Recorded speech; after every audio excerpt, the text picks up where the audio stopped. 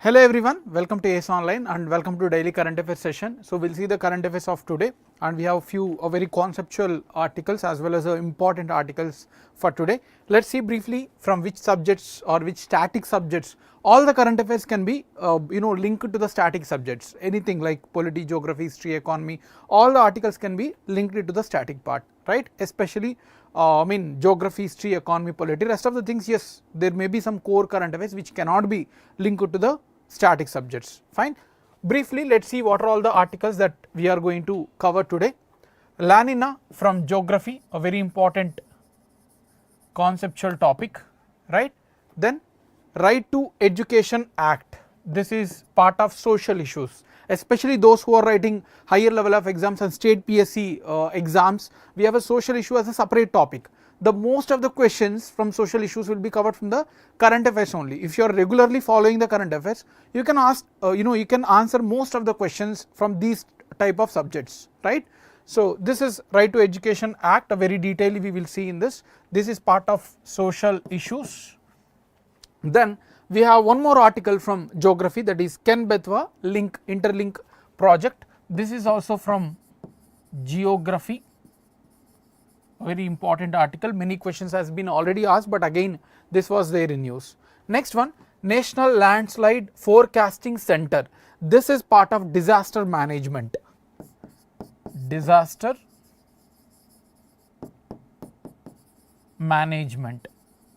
Even disaster management questions also mostly asked from the current affairs. So again and again I am emphasizing this, those who are following current affairs in a long term manner, they can answer most of the questions, because now examiners from various exams, they are trying to cover from current affairs because they want to test the awareness among the students following the recent issues, right. So this is part of disaster management.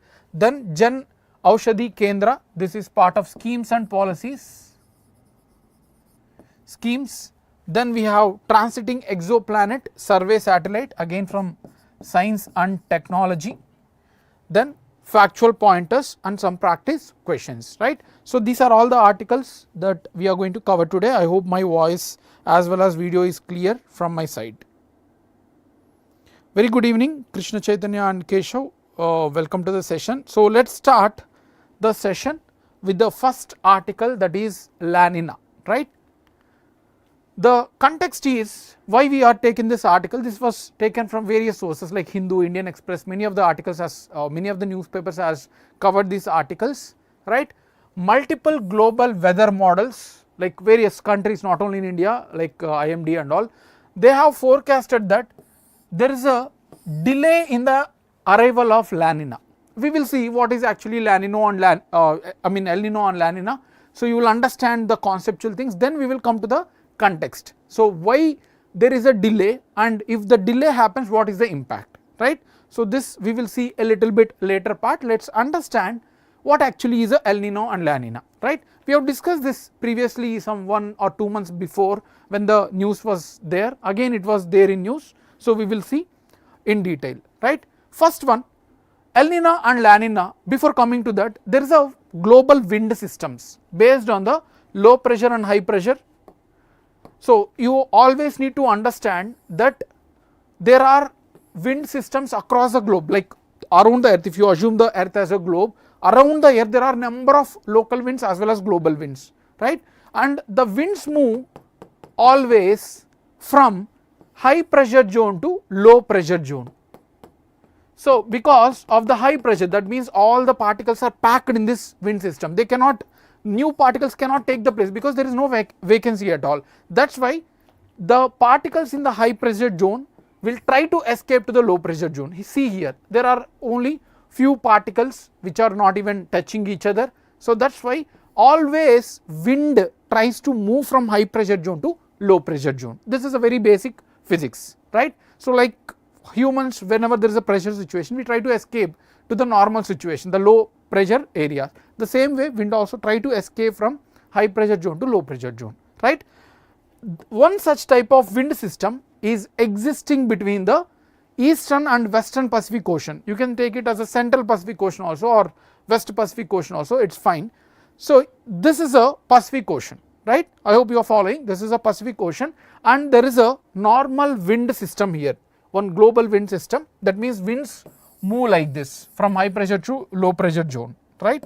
Now let us understand the normal condition. So this is a normal condition existing in the Pacific Ocean. We will see normal condition, then we will come to the El Nino and La Nina. In a normal condition, the Western Pacific Ocean is having generally low pressure because of a little bit higher temperature.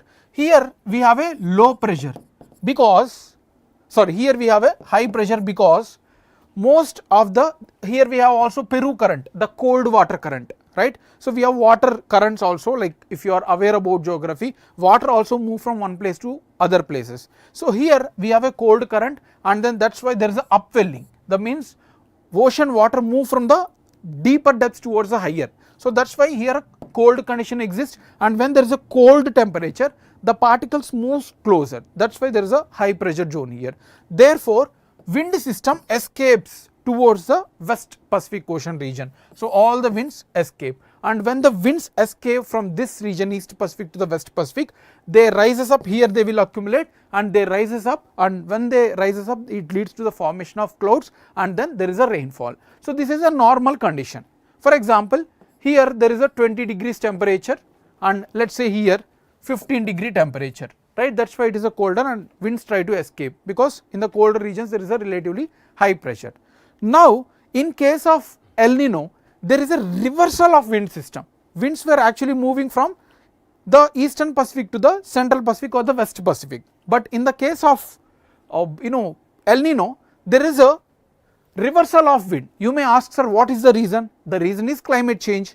Because of various climate change events that is happening, global warming and all, here the cold water that actually should persist is reporting the higher temperature, like 25 degree temperature it is being reported, and here the normal condition we have 20. So as the temperature in this region rises up, the increase, therefore low pressure zone occurs here. When there is a low pressure zone, so winds will move towards this region, right? And there will be more rainfall in the South American continent, and rest of the world it is against the normal condition. That's why rest of the world experience the less rainfall, including India, right? And in case of La Nino, now the present context is related to the La Nino. In case of La Nino or La Nina, here the temperature gets much higher. That means it is usually normal temperature is, say for example 20, and here it is 15. We have taken just an example, an imaginary example or visualization. Now here what will happen? It will record 30-40 degrees, much more higher temperature again. So the winds will move much faster than the normal condition. So there is a rises up of clouds and there is a continuous rainfall in throughout the part of the world, except this South American continent. South American continent experience a drought like condition, and whereas other parts of the world including India will have a flood like situation. There is a more rainfall, right? So this is the concept of the La Nina. Now coming to the context of the article, what is the forecast? We have seen in the context that there is a multiple global weather forecasting, that they said that the La Nina condition is going to delay. If there is a La Nina, then India is going to receive rainfall along with the other parts of the world except South America, right? So it forecasted that earlier that La Nina will come on or in the month of July. The La Nina will come in the month of July, earlier prediction, right?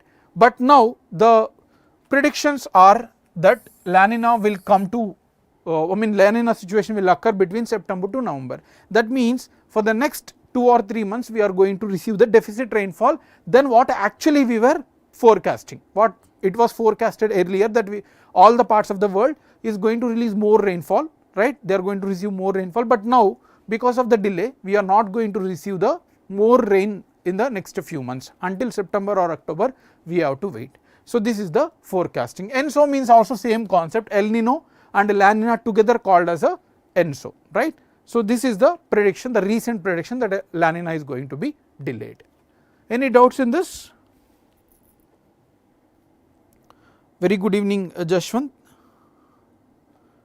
Any doubts in this? Please do respond, those who are attending the class I hope the concept is clear about El Nino and La Nina and the recent forecasting. And there is a lot of questions asked in any of the examination like engineering service examination or UPSC civil service, whatever like SSC, RRB, many questions has been asked from the El Nino and La Nina. You need to understand the condition or the concept and then about the facts, anything related to that in that particular current affairs. Great, Ranjan, thank you. Let's move to the next article, that is Right to Education Act, a very important article for social issues. Most of the questions from social issues will be covering from the current affairs only for any exam, right. So let's see what is the context. This is also an issue based. I was emphasizing again and again, don't mug up the current affairs. If it is a fact, then fine, but if it is an issue, understand the issue. Why this persists? What is the challenge for this? What is the issue arising out of this current affairs? What is the solutions for it? You should have a broad mind when you are dealing with the issue based current affairs, right. So this is one such current affairs, that Bombay High Court has quashed the Maharashtra government's recent notification related to the right to education. So this context does not give you very clear, right, but let's understand the Right to Education Act and then we will come back to the context, right. Yeah. So about the Right to Education Act, before going into this act, let's understand our Indian Constitution. Though we have a number of fundamental rights or whatever the duties that are mentioned in the Constitution, education was not a right, not any fundamental right when the Constitution was framed. But education is a very important thing for any individual, right. So education is the weapon that gives you the mobility, that means the higher level in terms of income, in terms of status. So anything can be stealed from you except your education. There is a lot of quotes on education, right, but education was not recognized as a fundamental right in our Constitution when Constitution was made. That's why in some of the cases, like you can take one example of in 1993 there was a case Unni Krishnan versus State of Andhra Pradesh. In this case, usually the case mentions like this, like whatever the case names, case laws will be mentioned between the two parties, right.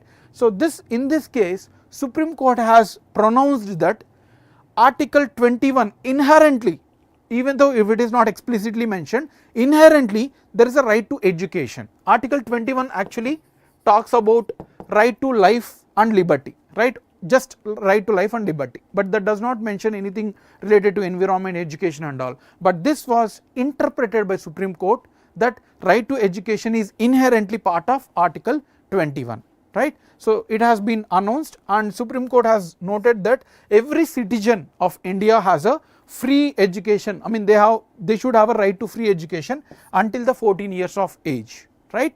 So because of this judgment, the Indian Parliament, Indian government at that time felt that this is a job of actually the Parliament, right. So making laws is a duty or the prerogative of the Parliament. That's why, so Supreme Court though pronounced, the Parliament has felt that we should bring certain changes in the Constitution, right. So because of that 86th Constitutional Amendment Act was passed in 2002.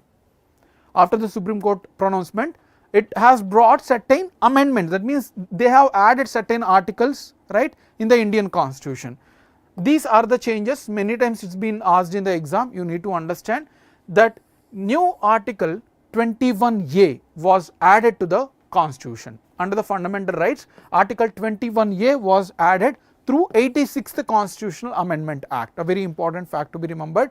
Now what this fundamental right says under Article 21A, it gives the right to fundamental right for education for all the individuals between the age of 6 to 14. So all the individuals between the age of 16 to 14 should have a free right to education. This is what the Article 21A has been added by the Parliament. Next, one more article was added, that is Article 45 under the directive principles. Directive principles are part of our Part 4 of Indian Constitution. It is just a direction to the government. Fundamental rights a mandatory one, but directive principles is just a suggestion, or you can a directive, a guideline for the governments to follow. So under Article 45 they have added right through the 86th Constitutional Amendment Act itself. One is fundamental right, next one is the directive principles. It is just a suggestion, not a mandatory one. It tells the state, that is state here means the country or the nation, right. It tells the state that we need to provide the pre-primary education up to age of 6 years. Education before 6 years is called as a pre-primary education, right, or you can take the early child care education. So this was just a suggestion, but 6 to 14 years it is mandatory. Before 6 years they are giving a suggestion. So this was part of the Article 45 of Indian Constitution. Next, one more thing was added by 86th Constitutional Amendment Act, that is fundamental duty. This is for individuals, though it is not mandatory to be followed. It is like a directive for the individuals, like how directive principles are a directive to the government, right. So here it is giving to the guideline for the parent, right, the parents that provide the education from 6 to 14 years. The way it has mandatory made to the parliament to follow, I mean to give the free education, it is just given a directive or a duty of the parent that you need to give the education between 6 to 14 years. So these are all the changes that were added by the 86th Constitutional Amendment Act, right. I hope you are following. Now moving to the next, I mean as part of right to education. So to enforce the Article 21A, to enforce the Article 21A, government has brought the Right to Education Act 2009. So whatever the provisions that was made in Constitution is a brief one, but to implement all the provisions like in a minute manner, the government has brought the Right to Education Act. As part of this, as we have already seen, 6 to 14 years the education is free for anyone, even if the age is more than 14, but the education was not completed by that individual, it is mandatory for the government to provide the free education. So at least until the secondary education, it is mandatory for the government to provide for every individual in the country, right. So this is the thing, one important provision. Next, elementary education shall be free until the completion, that means even if it is more than 14 years, the elementary education is mandatory, the secondary education. Next one, no child should be held back, right, until the class of 8. Even if they fail, though they cannot be held back in the same class, they need to promote up to until 8th class. But this was recently made changes and it was given power to the state governments, right. It is not mandatory that every individual should be passed, right. This provision was recently held and given the power to the state governments, right. And appropriate government, whatever central and state, to develop the curriculum, that means the whatever the syllabus and all should be proper with the proper procedure and a relevant one. That is also one more important provision. Also all the schools, whatever public or private, all the schools must follow the student to teacher ratio. That means if there are 1000 students and if there is only one teacher, that is not a good for education. So proper teacher to children ratio should be maintained, right. So currently it is for one teacher for every 80 students, but it changes across the states, but anyway this is a general case, right. This was also made mandatory, and all the teachers has to pass teacher eligibility test in the respective state governments. So this directive is actually making the quality teachers. If a teacher is passing this, that means they have a quality. That is the main intention behind keeping this mandatory qualification, right. And government schools shall provide free and compulsory education to all the admitted children. No caste, no religion, nobody can reject if someone is coming for a registration in the government school. So this is a very important provision to make education more inclusive, right. This is also part of it. And similarly, all the all the aided school, that means whoever are receiving some funds from the government or even the private ones also, at least 25% of the total admission should be given for the of some backward sections like scheduled caste, scheduled tribes, other backward castes. So 25% seats has to be reserved for the poor people. This is also made mandatory, and teachers cannot take any private classes. The government teachers, they are saying, so government teachers cannot take any private classes beyond their academics, because that is a they are the teachers of the part of the government, so there will be a conflict of interest. They may teach very good level in the private tuition, so that should not happen. They are completely prohibited. If any government teacher is taking classes privately, you can complain it to the concerned authorities. That is illegal as part of the Right to Education Act, right? Now coming back to the context, I hope you are following. Coming back to the context, that Right to Education Act 2009, under that there is a provision, section 12(1)(c). This is the section which made obligation on all the private schools. Of course, government schools, everyone, they will give the free education, but for private schools also they have given one mandatory directive, that is to ensure at least 25% of the seats to the weaker sections, not only for aided schools, even private, right? All the seats, say for example they are taking 100 students, out of that 25 students has to be from weaker section, that means scheduled caste, scheduled tribes, other backward castes, minorities, right? So they have to take 25%, and for them the fee will be paid by the government itself, right? So government will pay it. It is not like a free education. Anyway, whatever the costs that are being imposed on this 25%, that will be paid by the government to the private schools. So it was made mandatory. Now students admitted under this quota are given free, fee concessions, like state sponsoring those things and all. Now coming to the Maharashtra law, we have seen in the context that the Bombay High Court has quashed, that means they have removed all this provision that was put forward by Maharashtra. Now what provision Maharashtra government has made mandatory, or what changes they have brought? They have made that 25% quota, which is mandatory to admit the weaker sections for the private schools. This was removed for those schools which are near to the government school.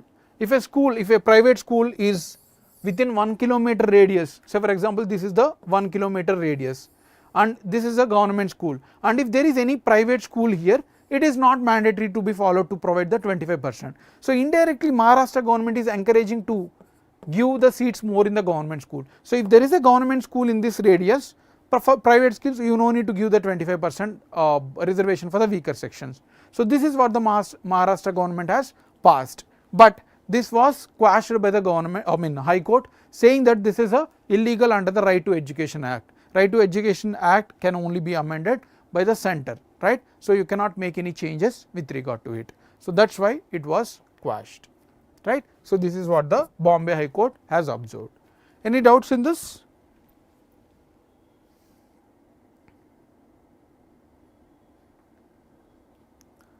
Ranjan, a little bit more clarity is required. So this is not valid. Every private school has to paid by the parents. I am not very clear, Ranjan, about your doubt. Can you please elaborate a little bit so that I understand? You are saying about should be paid by the parent.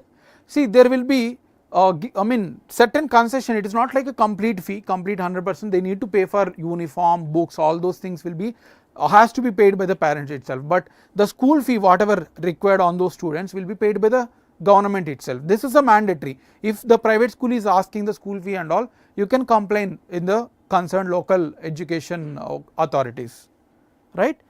So that is about the Right to Education Act. Now moving to the Ken-Betwa link project, a very important one, many times been asked in the exam. Anyway, the context is, this is taken from PIB.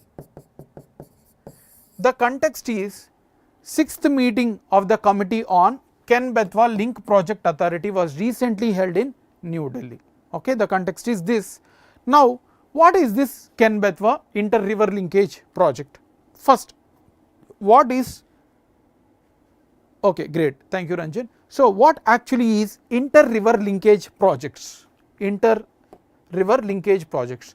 You all know that in India we have a diversified geography, and certain regions receive more rainfall and certain other regions receive less rainfall. So the main aim of interlinking of rivers is whatever the excess water are available in the river, that water want to be shifted to those river regions which are deficit, right? So that all the country will have a proper water. This is the objective of linking the two rivers. one such project, and this is the first interstate, that means between Madhya Pradesh and Uttar Pradesh. The first inter-river linking project is between Godavari and Krishna, but that is within the Andhra Pradesh state. But now this is the interstate, first interstate linking project. Now you can see here Ken river, this is the Ken river which joins into Yamuna, this is the Yamuna river, right, and Betwa, one more river, this is also tributary of Yamuna, both are tributaries of Yamuna only, but this Betwa river, whatever the left one, so Betwa river is having the deficit rainfall, deficit water in most of the year because of various other reasons, and this part or this river, the Ken river, is having the excess water. So to link this, the Ken-Betwa interlinking project was mooted, right. So through this project the government want to send excess water of Ken to the Betwa river, and this is a project between UP, Madhya Pradesh and central government. So three are involved here, UP and then Madhya Pradesh and then central government, right. So this is to give irrigation. So you may ask, what is the purpose of this project? The purpose is to give the water to the Bundelkhand region. Bundelkhand region is shared between Madhya Pradesh and Uttar Pradesh, and this is one of the most backward regions in India, right. For that purpose the government is sending the water from Ken to Betwa river, which passes through the Bundelkhand region, right. So this is the objective of this project, right. So as part of this 77 meter tall and 2 kilometers wide Daundan Dam is being constructed on the Ken river, right. This is near to the Panna Tiger Reserve, which may be facing some ecological issues through this construction of this project, right. So they may ask you in the exam which dam is being part of the Ken-Betwa river, that is Daudan Dam, that is also very important fact, right. So tripartite memorandum of understanding between center, UP and MP was signed. A special purpose vehicle means any organization which was established for specific purpose, after the completion it will be removed, there won't be any organization. So Ken-Betwa Link Project Authority was created as a special purpose vehicle to implement this river water interlinkage, right. I hope that is clear, and there are also some concerns like Panna Tiger Reserve will be threatened because this dam is constructed in the Panna Tiger Reserve, which may affect the ecological issue, and there will be submergence of more than 6,000 hectares forest land. So there are unpredictable impacts on climate change like water availability and all. So we cannot say whether Ken will be having sufficient water in future, and there may be a conflict between Uttar Pradesh and Madhya Pradesh in future, like how we have a Kaveri issue between Karnataka and Tamil Nadu, right. So these are all some of the concerns. I hope that is clear. Jashwant, actually the schedule is managed based on my offline classes and all also, so it is very difficult as I am having other classes and all. I hope you understand, right. You can watch it, even like if you are not attending the live, you can watch it later also, there is no issue on that, right. Next article, National Landslide Forecasting Center. National Landslide Forecasting Center, a very important article because the recent launch. The context is, again this is taken from PIB. Union Minister for Coal and Mines Shri Kishan Reddy has inaugurated the National Landslide Forecasting Center at Geological Survey of India in Salt Lake City, Kolkata. So this they may ask you in the exam, very factual thing. National Landslide Forecasting Center was recently launched in which city? That is Kolkata. The context is this. Now let us understand what is this National Landslide Forecasting Center, for what purpose. Before that, let me tell you what is landslide, right. So landslide means any slip of land because of excess rainfall, because of erosion, because of many other earthquakes as well. So landslide means any slip of land, right. So those are landslides, and this is a very frequent phenomena in Western Ghats and the northeast of India and some parts of Uttarakhand and Himachal Pradesh as well.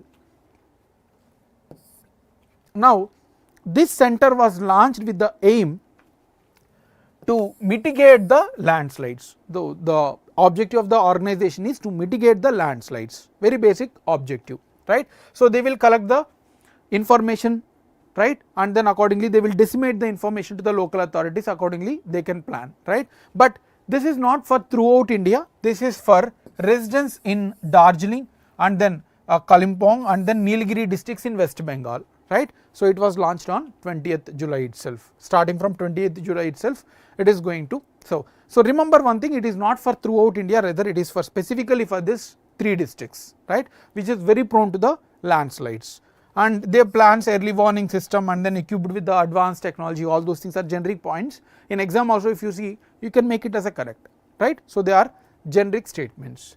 Now the minister has also launched Bhusanket web portal and Bhushanklan mobile app, right. So a web portal and the mobile app, these two will connect to this National Landslide Forecasting Center, where this web portal will facilitate all the information related to the landslides to this particular region, right. And then this mobile app also enables the alerts that you can see where there is a landslide, where is there a prone. So these two web portal as well as mobile apps are also related to the mitigation of landslides, right. This is about the new launches, a very important article. Next one, last before article, that is Jan Aushadhi Kendras. Jan Aushadhi Kendras, the context itself is becoming important here, like the previous article. India's first overseas Jan Aushadhi Kendras was inaugurated in Mauritius, right.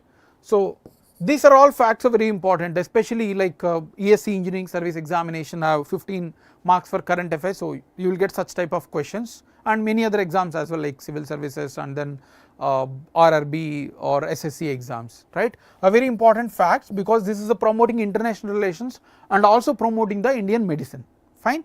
Now let us understand what are Jan Aushadhi Kendras.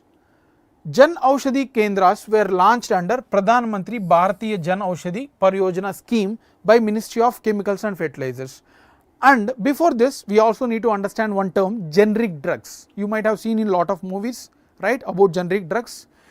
Generic drugs are those pharmaceutical drugs which are having same efficiency, same power like a original medicine, but they are less costlier.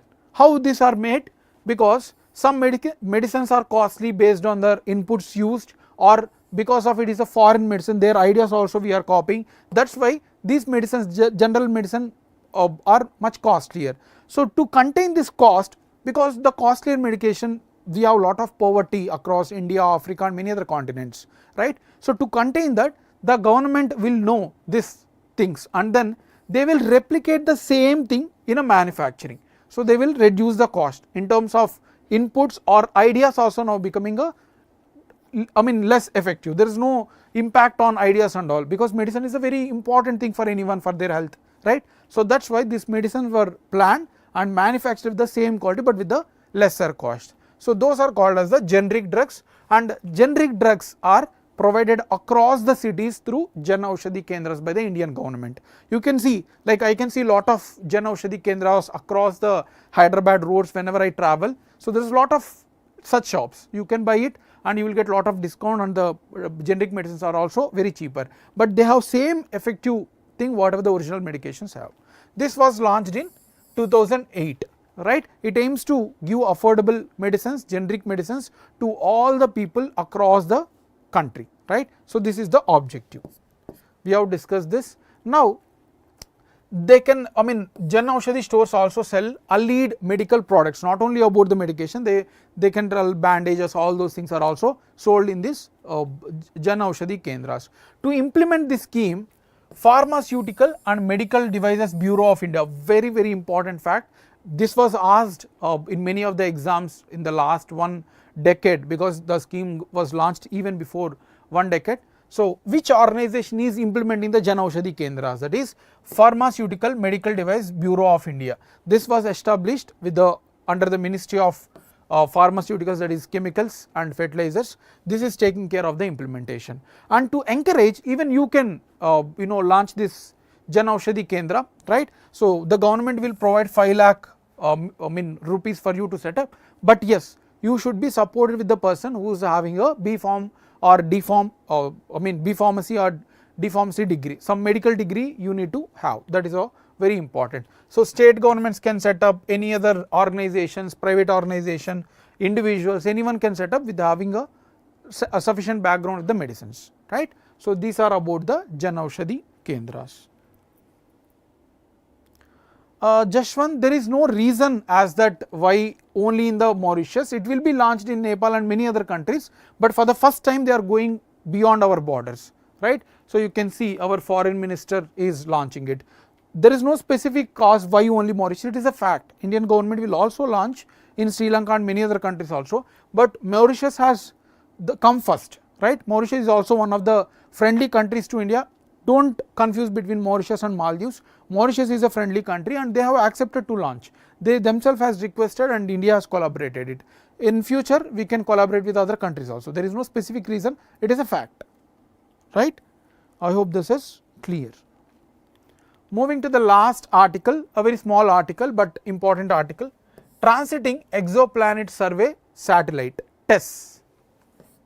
Transiting Exoplanet Survey Satellite. The context is a new study based on TESS observation, that is this satellite observation has discovered a smaller black hole orbiting the larger black hole. Now you may ask the question, sir, what is this actually a black hole?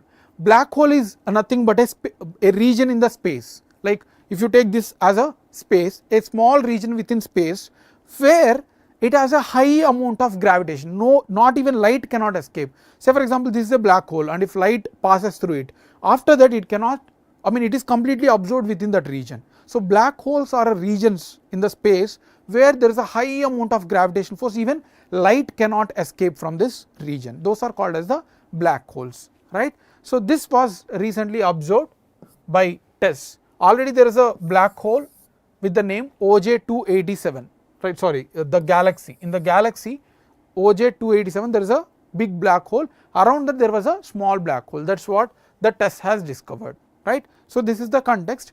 Now what is this TESS satellite, right, Transiting Exoplanet Survey Satellite. This satellite is consisting of a telescope, you can see here this is a telescope, right. So this is a telescope carrying satellite which can observe the exoplanets. You all know the planets, right, Mercury, Earth, Mars, Jupiter, all these are planets. Similarly we have exoplanets. Exoplanets are those planets which are similar to the planets but does not satisfy certain things like orbit, having a fixed orbit, there are certain conditions to be planets. So exoplanets does not following, but they are similar to the planets, right. So this mission, the TESS mission, was launched to identify those exoplanets so that we come to know the evolution of the universe, right. So this was launched in 2018 by NASA to observe these exoplanets. Before this there was a Kepler telescope, Kepler telescope was there, but this is a very limited one, it can only observe certain regions, but this TESS satellite can observe most part of the universe, right. So this is the objective, right. Now it is working. How it works? How can it capture the exoplanets? It captures based on the light reflected on the planet. For example, this is a sun. Sun is a star. Similarly, we have number of stars in the sky, and around these stars there are many planets which are rotating or revolving around this, right. So whenever it is passing through certain parts, the light will be getting dim, right, on this particular planet, right. So based on the light dim they can estimate. So it is a very technical thing, no need to worry, but understand that based on the path there is a light reflected on this particular planet. Based on the light they can estimate the size or the features of this particular exoplanets, right. So this is how it works. I hope this is clear now. Now moving to the factual pointers. Any doubts in this?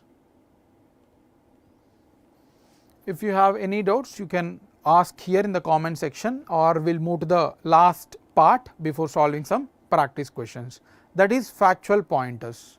First fact, China has unveiled the world's first dual tower solar thermal power plant.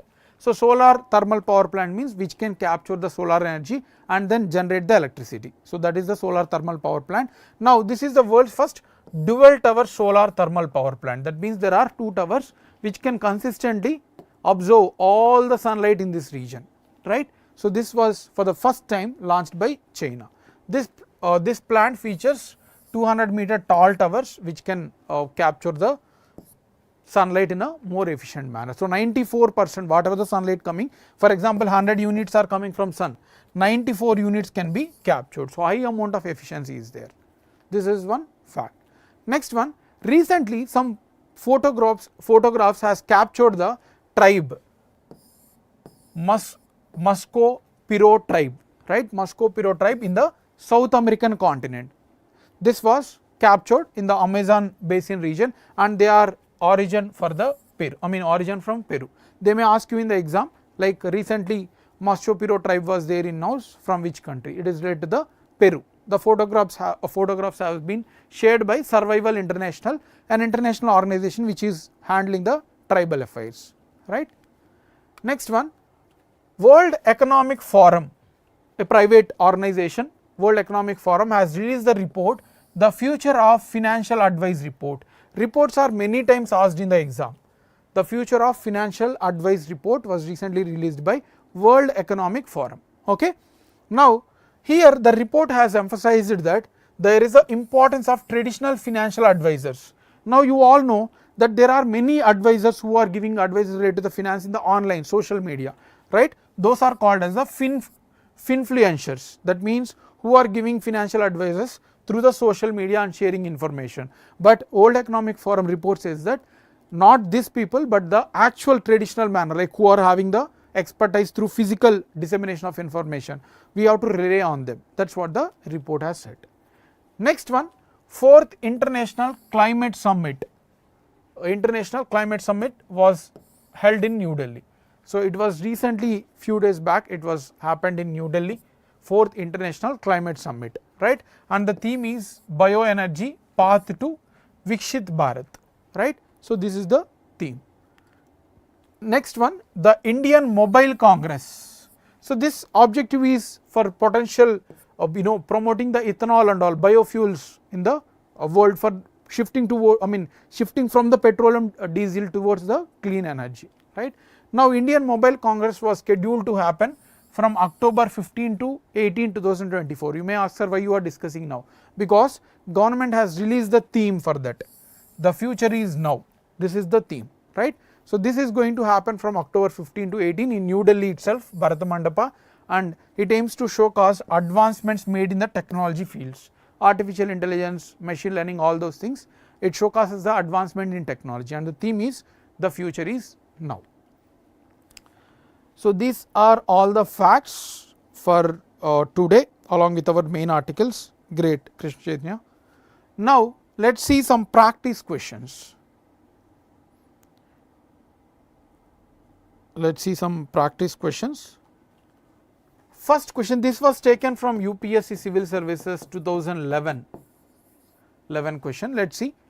El Nino and La Nina represent the cool and warm phases of the El Nino Southern Oscillation. So ENSO means a combination, right. So whatever the wind system.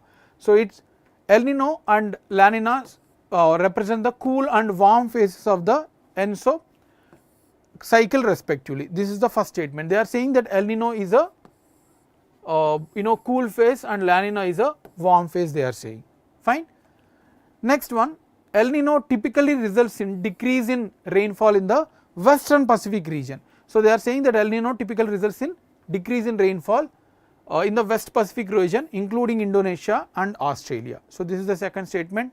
El Nino has adverse effect on the southwest monsoon of India, but La Nina has no effect. So this is what the third statement says. Now tell me the answer.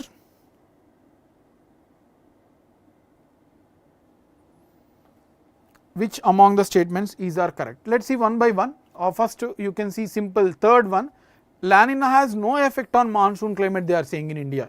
It does not, it do have, we have discussed this. So 3 can be eliminated. First one, they are saying El Nino and La Nina represent cool and warm phase. So what is El Nino? El Nino means warming of the eastern Pacific Ocean, right, and then cooling of the western Pacific Ocean. So, El Nino is a actually the cooling phase, here it is cooling, here it is warming. So, we have to take in the case of again is the normal condition. So, in the normal condition we are having the higher temperature here and we are having the low temperature, right. So, if there is a higher temperature here, right, if there is a increased temperature warming phase, that is La Nino warming phase. So, they have given it the reverse. So, one statement is also wrong and hence answer is C. Yes, Rachna has answered it as correct. Next one, consider the following statements regarding Right to Free Education Act, Right to Education Act 2009. First statement, it provides free and compulsory education to all the children of India between 6 to 18 ages group.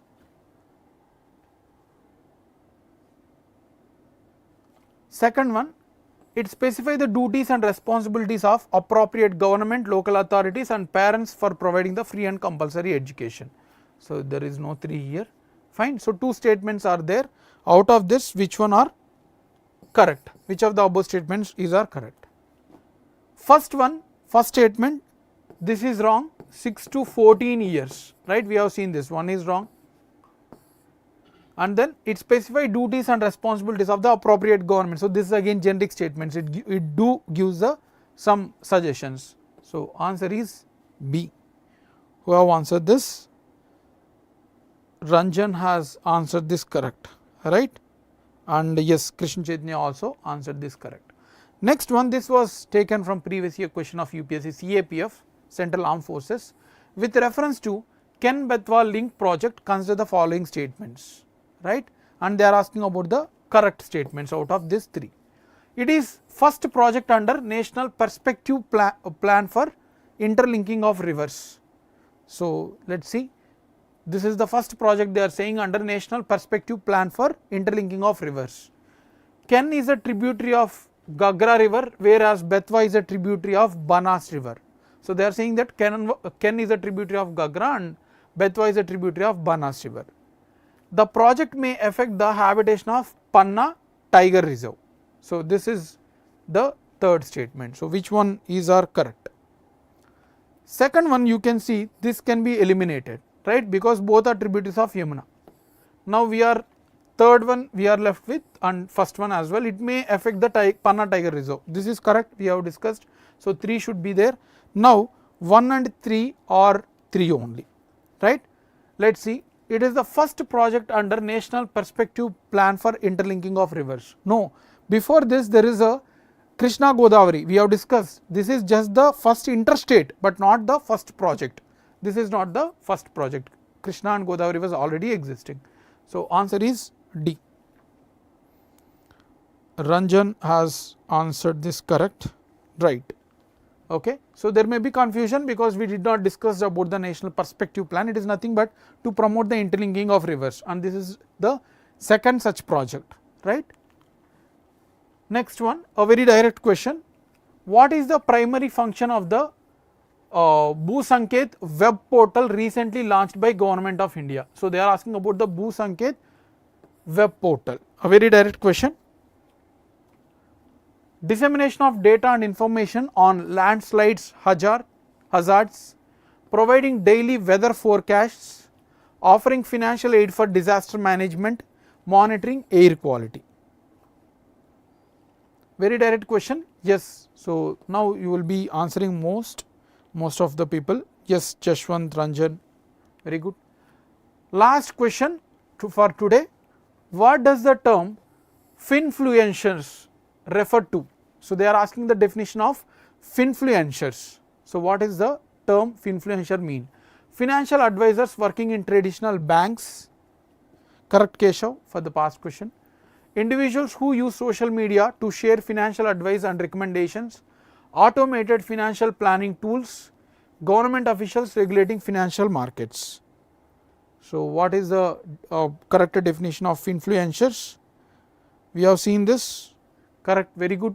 So, individuals who use social media to share the financial information and recommendations. Correct. So, Krishna Chaitanya, Ranjan and Jashwant has answered this correct. So, this is for today's. I hope you have enjoyed the session. So, see you on Monday because tomorrow is Sunday. Have a great weekend. Thank you.